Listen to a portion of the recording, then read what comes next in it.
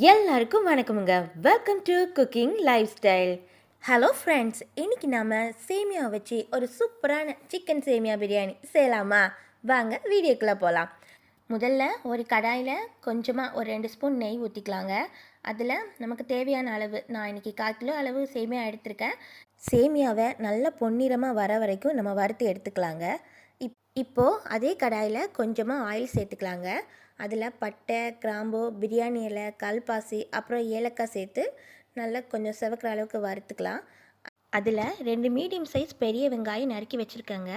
அந்த வெங்காயத்தை போட்டு நல்லா வதக்கி விட்டுக்கலாம். வெங்காயம் ரொம்ப வதங்கணும்னு அவசியம் இல்லைங்க. அது ஒரு கண்ணாடி பதம் அளவுக்கு வந்தால் போதும். அது கூடவே நம்ம 2 பச்சை மிளகாவை நம்ம சேர்த்துக்கலாம். லைட்டாக வதங்கினதும் ஒரு கைப்பிடி அளவுக்கு புதினா சேர்த்து நல்லா வதக்கிக்கோங்க.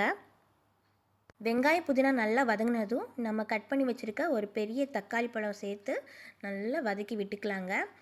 தக்காளி போட்ட உடனே கொஞ்சம் உப்பு போட்டுக்கலாம், அப்போ தான் அது சீக்கிரமாக வதங்கிடும். இப்போது இதோட 2 ஸ்பூன் இஞ்சி பூண்டு பேஸ்ட் நம்ம சேர்த்து நல்லா பச்சை வாசனை போகிற அளவுக்கு கிளறி வதக்கி விட்டுக்கலாம். இப்போது கொஞ்சமாக மஞ்சள் பொடி போட்டுக்கலாம். கூடவே காரத்துக்கு தேவையான மிளகாய் தூள் சேர்த்துக்கலாங்க.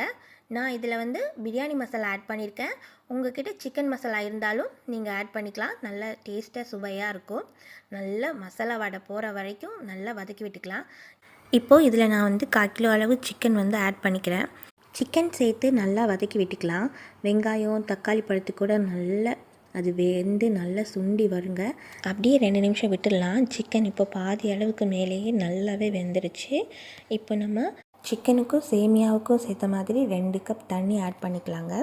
தண்ணி நல்லா கொதித்ததும் அதில் ஏற்கனவே நம்ம நெய்யில் வறுத்து வச்சுருக்கிற சேமியாவை கொஞ்சம் கொஞ்சமாக நம்ம போட்டுக்கலாம். சேமியா போட்டதும் அதை கிளறி விட்டுட்டு அப்படியே விட்டுருங்க. அது நல்லா கொதித்து வெந்து வந்துடும். ஏன்னா நம்ம கிளற ரொம்ப கிளறினோன்னா அது உடஞ்சிரும் சேமியாலாம்.